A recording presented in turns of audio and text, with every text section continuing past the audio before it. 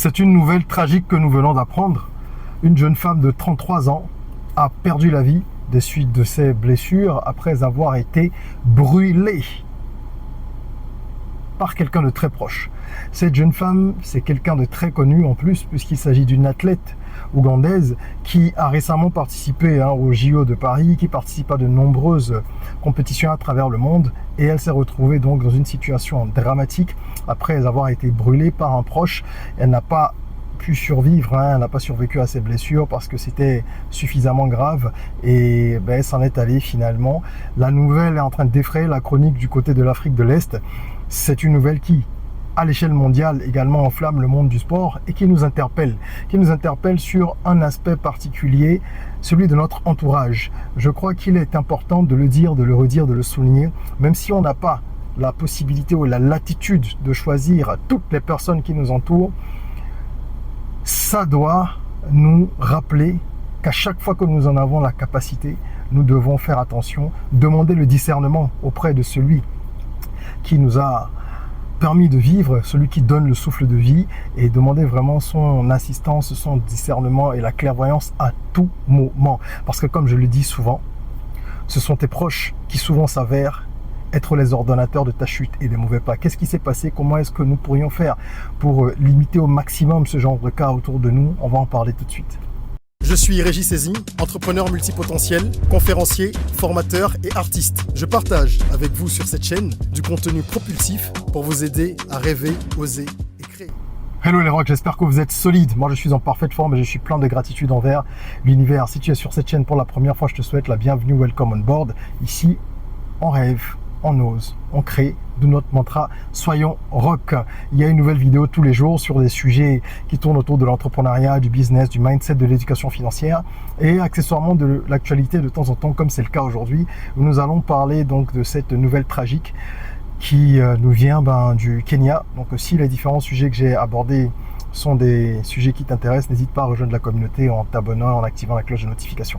Alors, l'athlète en question, c'est Rebecca Cheptegei. Moi, je ne la connaissais pas parce que je ne suis pas un fan d'athlétisme, mais ce n'est pas un nom inconnu dans le milieu. Elle a participé au JO de Paris, elle a participé à cette compétition-là, comme à plusieurs autres compétitions depuis de nombreuses années. Elle est dans le milieu depuis 2010, au niveau professionnel et international, et elle vit au Kenya, mais c'est une Ougandaise. Donc c'est une athlète ougandaise qui a compétit pour son pays pendant longtemps et qui vivait, hélas, vivait au Kenya. Elle s'entraînait au Kenya. Vous savez que le Kenya est connu pour avoir véritablement des méthodes d'entraînement d'un certain niveau, pour avoir une certaine qualité dans le domaine de l'entraînement. Il doit avoir également des reliefs, dans certaines régions qui permettent aux athlètes d'être véritablement performants lorsqu'ils arrivent sur la terre ferme avec les montagnes, etc. Bon, bref, elle vivait là-bas et ce qui s'est passé, c'est que dimanche dernier, elle revenait de l'église tranquillement quand elle s'est retrouvée, je crois chez elle ou quasiment chez elle, en tout cas dans son quartier. Ça devait être chez elle puisqu'on dit que ses enfants ont assisté à la scène. Elle s'est retrouvée en face de... Je suis vraiment secoué par cette nouvelle. Elle s'est retrouvée en face de son ex-compagnon. Je ne sais pas si c'était son mari ou son ancien petit ami. Bref, son ex-compagnon qui l'a littéralement arrosé d'essence et a mis le feu devant ses enfants. Elle a 2 enfants qui sont en bas âge. Je crois qu'il y en a une qui a 9 ans et une un peu plus. En tout cas, c'est des petites filles, c'est des gamines, quoi. Et il a mis le feu devant les enfants. Elle a été brûlée à 80 degrés. Ce qui se passe par la suite, et bien sûr, urgence, soins intensifs, etc. Il y avait très peu de chances qu'elle s'en sorte. Elle ne s'en est pas sortie, puisque hier, elle a rendu l'âme. L'agresseur lui-même, l'assassin, il est brûlé à 30%. Donc pendant qu'il faisait cette... connerie monumentale, évidemment il a été brûlé lui-même à 30%, il va probablement s'en sortir, bien évidemment lui il ira en prison directement, et il vient de sacrifier non seulement la vie de cette athlète, mais également l'avenir de ses petites filles. Alors, Une enquête va être ouverte puisque les autorités sont montées au créneau, qu'il s'agisse de la fédération d'athlétisme ou du ministre des Sports, et puis les représentants de son pays, c'est-à-dire les autorités ougandaises sont montées au créneau aussi pour demander que justice soit faite. Parce que c'est pas la première fois qu'il y a un cas de ce genre au Kenya. En fait, moi j'ai découvert à travers cette nouvelle, lorsque je cherchais à comprendre ce qui s'est passé, qu'il y avait déjà eu au Kenya il y a quelques années un cas similaire, en 2021, donc une athlète qui a été poignardée au couteau, et le suspect principal c'était son mari, son ex-mari, je ne sais pas trop. Bref, ça c'est un cas qui n'est pas si vieux que ça, et les sondages nous apprennent également que plus de 34% des femmes kenyanes sont victimes de violences conjugales. Et généralement, il n'y a pas d'enquête, il n'y a pas d'indemnisation non plus, donc ça explique pourquoi les autorités ougandaises demandent justice. De toute façon, elles l'auraient demandé, mais elles insistent là-dessus parce qu'il y a manifestement des cas de violences répétées, des violences basées sur le genre dans le pays sans qu'il n'y ait de mesures prises par les autorités. Bon, c'est ce qui est dit et c'est ce que les chiffres et les données montrent. Donc voilà un petit peu ce qui s'est passé. Et cette jeune femme, elle avait 33 ans, quoi. Elle était dans la fleur de l'âge. C'est quand même quelque chose de déchirant. C'est vraiment déchirant. Et on peut se demander pourquoi est-ce qu'il y a autant de violences dans ce pays et pourquoi il y a des violences contre les athlètes. Qu'est-ce qui se passe? Est-ce que leur succès est mal vécu? Est-ce qu'il y a une autre raison? Pourquoi ce monsieur se lève? Qu'est-ce qui peut justifier cela? Quelle est la trahison éventuelle qu'il aurait pu y avoir?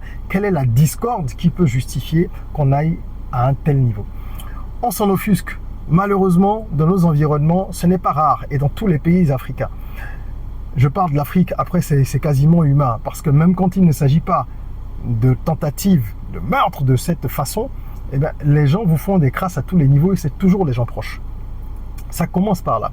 Des gens qui vont vous brimer dans une situation où vous avez droit à quelque chose et ces personnes vont vous brimer de façon flagrante.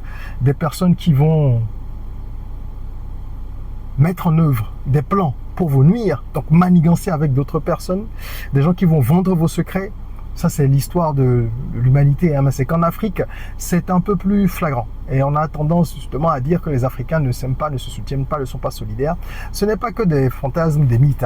Pour ceux qui connaissent l'histoire de Béhanzin, du roi Béhanzin, qui est un roi extrêmement célèbre, un roi béninois très célèbre, parce que c'est une des figures de la résistance contre le colonialisme à l'époque, eh bien, il a été finalement capturé par les colons parce qu'il a été vendu par des gens autour de lui et des gens très proches. Beaucoup plus récemment, on a le cas de Sankara, on l'a bien vu, qui l'a vendu, comment est-ce qu'il a été défait. On a le cas de Kadhafi, je pourrais en citer plein. Et à votre niveau, dans votre vie, dans votre cercle, vous avez certainement de nombreuses anecdotes de ce genre aussi. Que faut-il faire? Il y a évidemment, de mon point de vue, des situations qui ne peuvent pas être changées. Vous ne choisissez pas dans quelle famille vous allez naître, enfin, on va dire ça comme ça. Vous ne choisissez pas de notre point de vue ici. D'accord? Selon notre angle d'analyse. Il y a des théories pour ceux qui sont véritablement impliqués dans la spiritualité, selon lesquelles on choisit avant de venir. C'est un autre débat, nous ne le ferons pas ici. Mais bref, si l'on se met dans notre posture d'être humain ici dans la chair, on se dit qu'on n'a pas choisi, etc. Qu'on ait choisi avant d'arriver ou qu'on ne l'ait pas choisi, ici vous ne pouvez plus changer. Donc les membres de votre famille sont les membres de votre famille. Par contre, les amis que vous allez choisir, faites attention. Les compagnons, les compagnes que vous allez choisir, faites attention. Toutes les personnes que vous pouvez décider de faire entrer dans votre vie, eh bien, faites attention. Sélectionnez-les, choisissez-les avec précaution. Même en faisant attention, on n'est pas certain d'éliminer la vermine qui peut nous entourer. Parce qu'il n'y a pas de détecteur pour cela. Mais on doit se fier à notre intuition, à notre discernement. C'est pour ça que moi, lorsque je prie, je demande toujours à celui que j'appelle le Big Boss, donc le maître du temps et de tout, de m'accorder le discernement et la clairvoyance pour pouvoir faire les bons choix d'un point de vue professionnel, mais également dans ma vie personnelle, pouvoir choisir vers qui je vais, qui je laisse entrer dans ma vie, avec qui je parle, avec qui je partage telle ou telle information. Parce qu'on voit bien que cette jeune femme perd son âme, Elle est en train de payer pour un choix qu'elle a fait. Une personne avec qui elle a partagé des sentiments certainement à un moment donné. Et c'est à croire que plus les gens se fréquentent et ont de l'amour les uns pour les autres, plus les trahisons sont violentes, plus les actes ou les paroles qui viennent ensuite briser les liens sont violents. C'est difficile à comprendre, c'est difficile à expliquer, c'est parfois difficile même à croire, mais c'est ce qui arrive tous les jours. Donc moi, je voudrais vous exhorter à faire ce travail-là, le travail de réflexion structurée, mais pas uniquement logique. Parce que si on se base uniquement sur la logique, on fait beaucoup d'erreurs. Les gens qui vous trahissent, ils n'ont pas sur leur front écrit traître. Et généralement, ce sont des gens à qui on peut avoir confiance, des gens à qui on peut faire confiance. Des gens qui nous aiment parfois même, sincèrement, mais qui vont se transformer complètement lorsqu'il y a césure. Si vous avez déjà assisté à un divorce, enfin je veux dire à une audience pour un divorce, ou que vous avez vu peut-être dans des films, vous comprenez de quoi je parle. On entend des choses quand on est dans des salles d'audience qui sont lunaires. Des personnes qui se sont aimées, qui se déchirent et se balancent des insanités à tel point qu'on se demande comment ces gens-là peuvent prétendre s'être aimés un jour. Des gens qui sont restés ensemble 40 ans, qui ont eu des enfants, qui ont tout traversé ensemble. Et pourtant, lorsque ces personnes finissent par se séparer, quand ça arrive, eh ben, c'est la guerre. Et c'est la guerre avec des armes qui ne sont pas blanches. Et je ne parlerai pas de toutes les autres méthodes qui sont utilisées pour nuire dans nos environnements. Donc, nous ne pouvons demander que la clémence d'en haut, mais faire en sorte nous-mêmes d'être réceptifs aux grâces qui nous sont faites pour faire le moins d'erreurs possible. Nul ne peut prétendre être à l'abri de mauvaises personnes. Mais on peut espérer. Et c'est tout ce que nous avons à faire. Demander le discernement, essayer de le développer. Et écouter la petite voix. Parfois, on sait très bien qu'il y a des personnes qu'il ne faut pas fréquenter. Et je dis encore une fois, ce n'est pas d'un point de vue logique. Parce que ça, c'est pas compliqué. Il y a une petite voix qui nous dit parfois, arrête de fréquenter telle personne. Même si elle a l'air bien sous tout rapport, même si elle te fait des cadeaux, même si elle a l'air bienveillante, la petite voix te dit ne le fais pas. Ou alors ne va pas à tel rendez-vous. Ou alors refuse telle invitation. Et pourtant, on a du mal parfois à faire ce que la petite voix nous dit. Parce que le cerveau rationnel, ou alors l'entêtement stupide, ou peut-être des désirs ou besoins de l'instant, vont nous pousser à faire ceci ou cela. Apprenons à écouter notre intuition. Et on ne peut que compatir, pour finir, on peut que compatir par rapport à ce qui est arrivé à cette femme, que la lumière l'accueille. Elle est partie dans des conditions extrêmement douloureuses. C'est une triste fin. C'est une fin tragique. Et on ne peut souhaiter que du courage à ces filles parce qu'elles vont grandir avec une amertume et une rancœur, mais monstrueuse, et qui est légitime. Qu'est-ce que ça peut avoir comme impact sur un être humain, ça? Quel type de personnes elles vont devenir? Soit des gens qui sont résignés, soit des personnes qui ont des désirs de vengeance brûlants, des gens amers, des gens frustrés, ou peut-être pas. Peut-être que ça permettra à l'une d'entre elles d'avancer plus vite sur le chemin spirituel et de grandir. C'est une énigme, on n'en saura pas plus, en tout cas pas pour l'instant. C'est une nouvelle triste, ce n'est pas de gaieté de cœur que je partage cela, mais je crois que de chaque situation, nous devons apprendre à tirer des leçons. En tout cas, c'est ce que je m'efforce de faire à mon niveau personnel, et c'est ce que je voulais partager avec vous aujourd'hui. Voilà.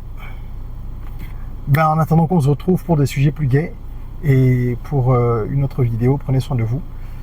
N'oubliez pas, faites attention à votre entourage. C'est de là que viennent les pires crasses. Prenez soin de votre corps, mais aussi et surtout de votre mind. Rêvons, osons, créons, soyons rock.